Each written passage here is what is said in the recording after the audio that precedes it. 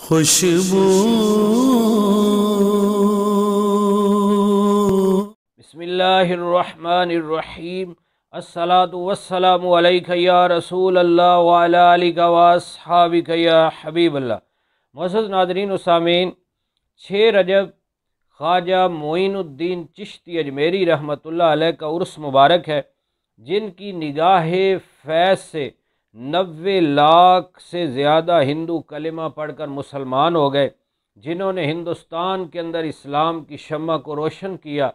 آپ جب تشریف لائے تو آپ کی کرامات کو دیکھ کر لوگ آپ کے گرویدہ ہونے لگے، آپ کے قریب آنے لگے، مسلمان ہونے لگے، کیونکہ دربار رسول سے آپ کو حکم ہوا ہے، معین الدین تم دین کے مددگار ہو، ہندوستان چلے جاؤ، وہاں جا کر دین کو پھیلاؤ۔ تو اب بارگاہ رسالت سے یہ پیغام اور فیض لے کر جب آپ پہنچے ہیں تو پھر آپ کو دیکھ کر، آپ کی کرامات کو دیکھ کر لوگ مسلمان ہونے لگے۔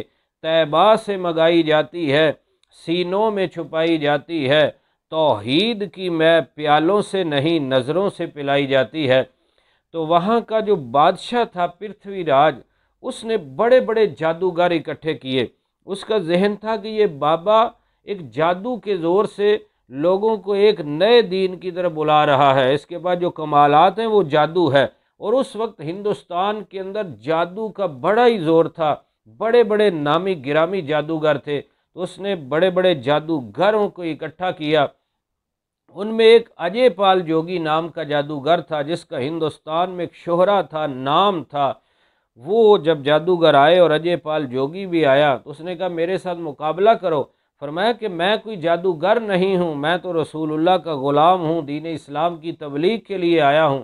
تو اس نے کہا نہیں، ہم مقابلہ کریں گے۔ آپ نے جو مسلمان ہوئے تھے ان کے ارد گرد ایک دائرہ لگایا، حصار کھینچا، لکیر بنائی اور فرمایا اس سے باہر نہیں نکلنا، تمہیں کچھ نہیں ہوگا۔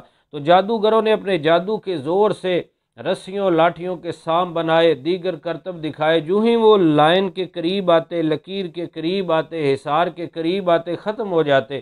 پھر اجے پال جوگی فضا میں بلند ہوا اور اس نے کہا میں اوپر سے کچھ کروں گا۔ مسلمان ڈرے، آپ نے فرمایا کچھ نہیں ہوگا۔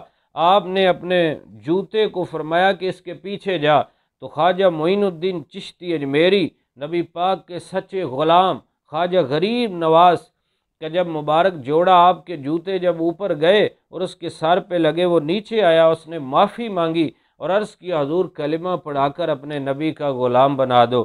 میں سمجھ گیا ہوں جادو اور ہے، یہ رسول اللہ کے دین کی طاقت اور ہے۔ تو وہ کلمہ پڑھ کر مسلمان ہو گیا۔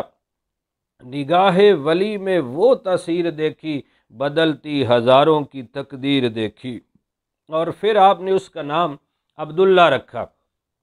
وہ بڑا نیک مشہور ہوا، عبداللہ بیابانی کے نام سے مشہور ہو گیا، اور اس کرامت کو دیکھ کر اور بھی بہت سارے لوگ مسلمان ہوئے۔ تو اس طرح آپ نے پھر ہندوستان میں اسلام کو پھیلایا۔ تو کیا اولیاء کرام کی شان ہے جن کے سینے عشق مصطفیٰ کے مدینے بن جاتے ہیں، پھر جو ان کی صحبت میں آتا ہے اس پر بھی رنگ چڑھ جاتا ہے، وہ بھی خوشبوؤں سے مالا مال ہو جاتا ہے۔ جس طرح شیخ سعدی فرماتے ہیں مٹی اٹھائی، مٹی سے خوشبو آ رہی ہے، تو میں نے پوچھا کہ مٹی تیرا کم مہکنا نہیں ہے، خوشبو دینا نہیں ہے، تو مٹی ہے، خوشبو کیوں آ رہی ہے؟ تو مٹی نے زبان حال سے جواب دیا سعدی، گلاب کے پھول کھلے تھے وہ میرے اوپر لگے رہے، میرے ہم نشین کے جمال نے میرے اندر بھی اثر دکھایا اور مجھے بھی خوشبودار کر دیا۔ تو اسی طرح نیک بندوں کی بارگاہ میں جانے سے، ان کی صحبت پانے سے بندہ دونوں جہاں کی برکتیں پا جاتا ہے۔ میاں محمد بخش رومی کشمیر کیا خوب فرماتے ہیں، چنگے بندے دی صحبت یارو، وانگ دکان اتاراں، سودا مل لئیے نہ لئیے بلے اون ہزاراں۔ برے بندے دی صحبت یارو، وانگ دکان لوہاراں، پاویں کپڑے کنج کنج بئیے چنگا پین ہزاراں۔ اور ایک مقولہ بھی بڑا مشہور ہے، چنگیاں دے لڑ لگیے چولی پہندے پھل، تے بریاں دے لڑ لگیاں اگلے بھی جاندے ڈول۔ اللہ رب العزت ہمیں عمل کا جذبہ نصیب فرمائے اور نیکوں کی سنگت نصیب فرمائے، آمین۔